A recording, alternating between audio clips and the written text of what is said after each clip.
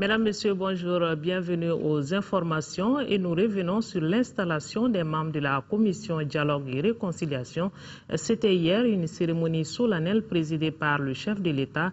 Les 33 membres ont désormais la mission de réconcilier les Maliens pour conjurer à jamais le spectre de la crise socio-sécuritaire dans le pays. Soumaïla Berté était présent et voici son compte rendu. À la recherche de la paix, le compte à rebours a commencé pour la Commission Dialogue et Réconciliation. La CDR a désormais la lourde mission de réconcilier tous les Maliens par la vertu du dialogue. Les 33 membres ont été installés définitivement dans leurs fonctions par le président de la République par intérim. En vous étant, bonne chance et beaucoup de courage. Je vous renvoie à l'exercice de vos fonctions et à l'accomplissement de votre noble mission. Loin d'être une sécurité, la mission relève de sacerdoce car il s'agit de recoller le tissu social dans un Mali fortement entamé par la crise actuelle. Et le premier responsable de l'organe mesure la mission dans toute sa dimension. Certes, la mission que j'ai l'honneur et le privilège de conduire est des plus exaltantes, mais c'est aussi et avant tout une lourde responsabilité historique. Il s'agit de rechercher par la vertu du dialogue la réconciliation, mission noble, Monsieur le Président de la République. Je mesure donc toute la portée de la confiance que vous avez placée en nous pour conduire les destinées de cette commission.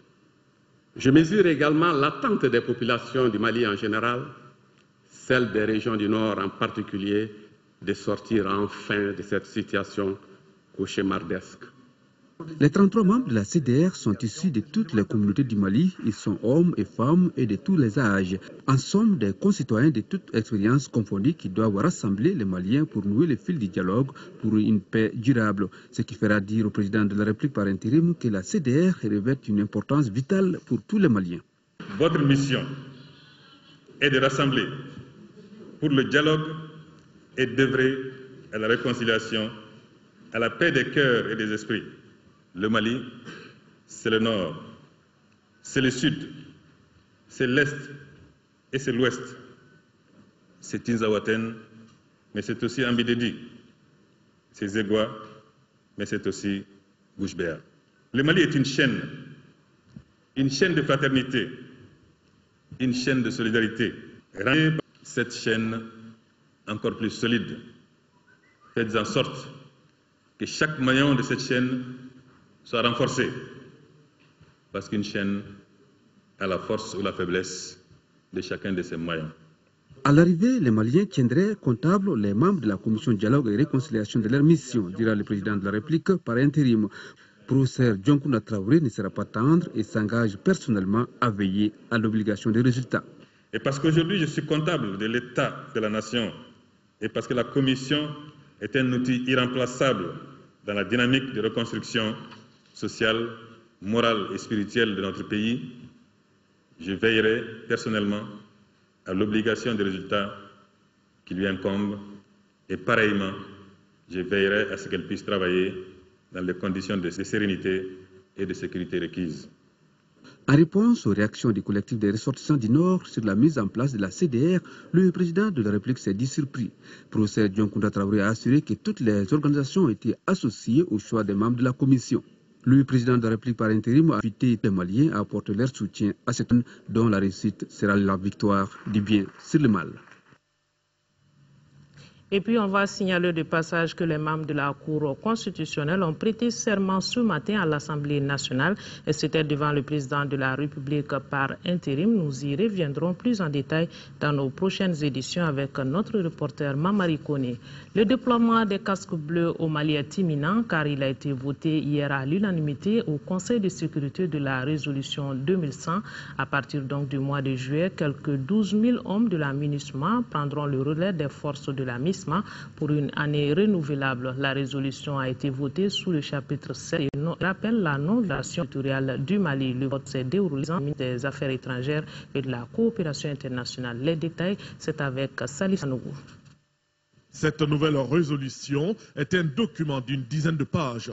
D'entrée de jeu, elle réaffirme de manière ferme l'inviolabilité de la souveraineté, de l'unité et de l'intégrité territoriale du Mali.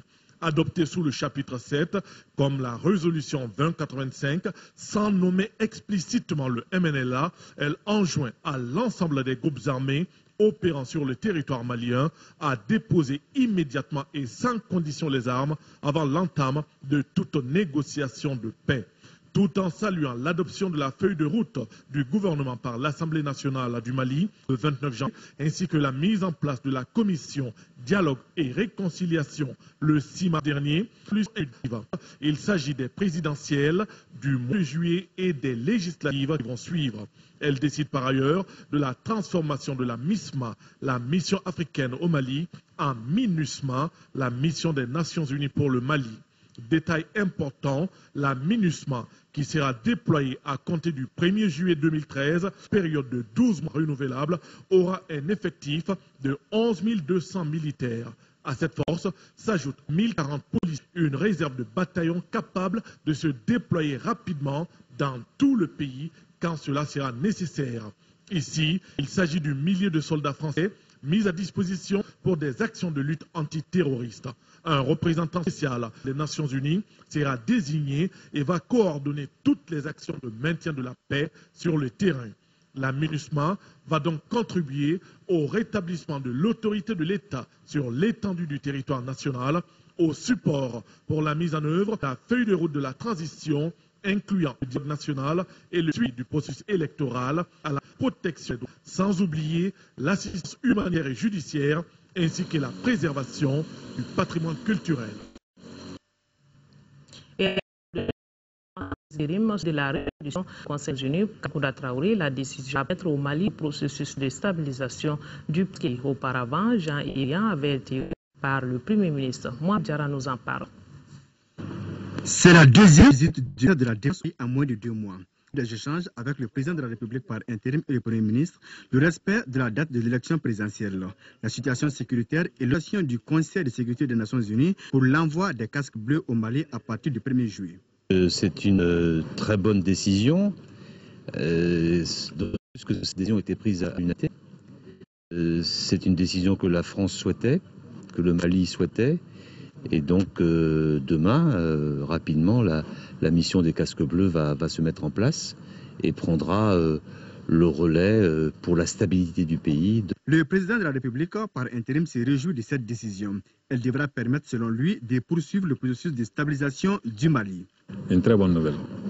Une très bonne nouvelle en cela qu'elle permettra de poursuivre, de consolider tout ce qui a été commencé jusqu'à présent avec la couverture juridique de l'ensemble des nations. Autre sujet abordé au cours des audiences, le désarmement du MNLA. Qui constitue un grand point d'interrogation pour tout le monde. Ce que je peux vous dire, c'est que nous avons constaté que nous sommes d'accord sur toutes les questions qui se posent et que nous envisageons l'avenir avec beaucoup de sérénité et avec beaucoup d'optimisme. Le ministre français se veut intransigeant. Dans un pays démocratique, il ne saurait y avoir 2 armées. Il ne peut y avoir qu'une seule armée dans un pays qui retrouve son intégrité. Mais il faut pour cela que la commission du dialogue qui a été initiée par le président Traoré ce matin même puisse faire son travail et aboutir à ce résultat. Il faut aboutir à ce résultat. C'est la position de la France. Jean-Yves Le Drian est attendu ce vendredi à Gao. Direction l'hémicycle, hier, le ministre de la Défense répondait aux questions orales du député Oumar Bouri Touré sur l'évolution de la situation sécuritaire au nord du Mali. Le parlementaire voulait savoir davantage sur les dispositions prises par le gouvernement pour un retour définitif de la paix et de la sécurité dans cette partie du Mali. Bourama Traoré pour le compte-rendu. La troisième fois aura été la bonne. Après 2 reports successifs, la séance des questions orales sur l'évolution de la situation sécuritaire au nord du Mali a finalement eu lieu ce jeudi. Le ministre de la Défense et des anciens combattants s'est prêté aux questions du député Oumar Bouri Touré. Monsieur le ministre, quel message pouvez-vous aujourd'hui adresser aux populations du Mali, notamment celles du nord, pour les assurer sur leur sécurité? Quelles dispositions le gouvernement envisage-t-il pour un retour urgent en sécurité et dans la dignité de nos populations déplacées et réfugiées dans les pays voisins. Ces populations déplacées et réfugiées sont estimées à 450 000 personnes selon le député Touré. En réponse aux préoccupations de l'élu de Goundam, le ministre de la Défense et des anciens combattants dira que les actions sont en cours pour mettre hors d'état de nuire les différents groupes terroristes. Le général Yamoussa Kamara demande surtout de la patience. Ce qui est constant, que je vais souligner, s'il y a un groupe, quel qu'il soit, quelle que soit sa position à l'intérieur du territoire national, qui refuse de déposer les armes, nous avons l'obligation, je parle des forces armées et de sécurité, de les rechercher et de les neutraliser. Mais planifier une opération militaire est une opération particulièrement compliquée. On ne peut pas la faire dans la précipitation, on l'a fait avec méthode, en planifiant, en fonction des capacités disponibles. Le ministre de la Défense et des anciens combattants ajoute que la lutte contre l'insécurité résiduelle est un travail permanent.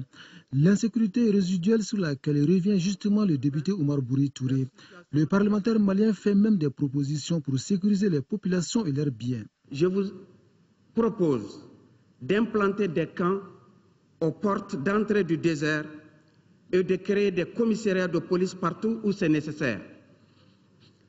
La réouverture des postes de sécurité de Telemsi et Razelma dans le cercle de Goundam. Des propositions qui sont partagées par les premiers responsables du département de la Défense. Le général Yamoussa Kamara va plus loin en disant qu'il urge de redessiner la carte militaire. Ça veut dire que partout où il y a, nous appelons dans notre jargon, des couloirs de mobilité des groupes terroristes, nous allons implanter des camps auxquels nous allons attribuer des zones de responsabilité à l'intérieur desquelles elles feront des patrouilles. En attendant que le déploiement soit terminé, chaque fois qu'il y a de l'insécurité qui persiste dans une zone, nous envoyons des patrouilles. Cette séance de questions orales n'aura duré que 22 minutes sur les 60 prévues. Et la question de Kidal a été complètement passée sous silence. Pourtant, cette question était très attendue ici, à l'Assemblée nationale. Et ce chiffre, plus d'1,6 milliard de francs CFA, c'est le montant que la FAO vient de mettre à la disposition du Mali. Une donation confirmée par la signature d'une convention au ministère de l'Agriculture. Souleymane Kenza Sidibé était présent. Voici son compte rendu. Plus d'1,6 milliard de francs CFA, c'est le montant de la convention signée cet après-midi par le ministre de l'Agriculture, Baba Berté, et le représentant de la FAO Mali, Manda Keita. Par cette convention, il s'agira de contribuer à la compétitivité et à l'intensification des filières cotonnières africaines, en développant également les capacités en gestion intégrée de la production et des déprédateurs. Le projet vise à améliorer les revenus des cotonculteurs en améliorant de façon durable la compétitivité de la filière cotonnière. Le DIFON est destiné à 5 pays africains, Mali, Sénégal, Burkina Faso de l'espace UOMOA, la Tanzanie et la Zambie de la COMESA en Afrique de l'Est. Rendre les filières cotonnières viables, compétitives pour plus de valeur ajoutée en termes de revenus pour les paysans, tels sont les objectifs recherchés à travers ces financements d'une durée de 4 ans. Par ces deux conventions, vous avez voulu apporter à nouveau un appui au gouvernement du Mali dans le cadre de son combat et pour l'amélioration des conditions de vie des Maliens.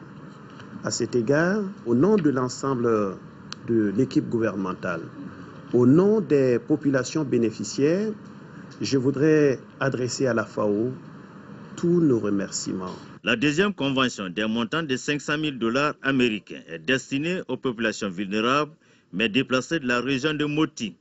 Il est question d'aider ces populations pour toutes les activités liées à l'agriculture pour la campagne agricole 2013-2014. Un tour à Sikasso pour parler inondation des quartiers de la ville de Sikasso inondés hier jeudi après une pluie diluvienne. Des dégâts ont été constatés. Les autorités communales sont allées sur le terrain. Elles ont appelé les populations à la vigilance et au changement de comportement. Le compte rendu, c'est avec Sekou Konati. Il était 8 h ce jeudi matin. La ville de Sikasso retrouve son mouvement habituel sous un temps clément. Mais le ciel est gris et la pluie de se mêler de la fête. 4 heures de précipitation, 86 mm d'eau selon les services de la météo. Des quartiers sont surpris par les eaux jusque dans les maisons. Nous sommes en avril, à 1 mois de l'hivernage formel dans le Mali Sud. Des marigots qui débordent déjà, des maisons qui s'effondrent. Les dégâts sont surtout matériels. Je crois qu'au niveau de la ville, il y a deux grands collecteurs naturels, en l'occurrence le Cotourné et le Dochoua. Donc inondation parce que le lit de ces deux collecteurs-là est carrément bouché. Malgré les efforts de la mairie à l'intérieur de la ville pour le débouchage des caniveaux, mais une fois que l'eau se concentre dans le lit déjà rempli, donc elle est obligée de déborder. Selon les habitants, les responsabilités sont partagées. Pour aujourd'hui, la pluie qui est venue, vraiment, nous, comme c'est la première fois que moi j'ai vu ça. C'est la cause parce que le trou est vraiment bouché, 100% bouché même. Et alors, il y a au moins 2 ans maintenant qu'il y avait quelqu'un qui était venu déboucher. C'est un tout petit seulement.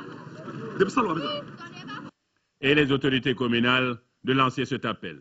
La population, l'appel que je lance, c'est de ne pas jeter les ordures, puisque nos caniveaux sont devenus des dépotoirs d'ordures. C'est là le côté vraiment regrettable.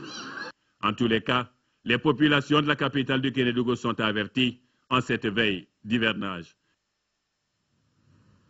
Et oui, on doit déjà penser aux dispositions pour Sikasso et les autres villes. Et c'est tout pour ce 13h.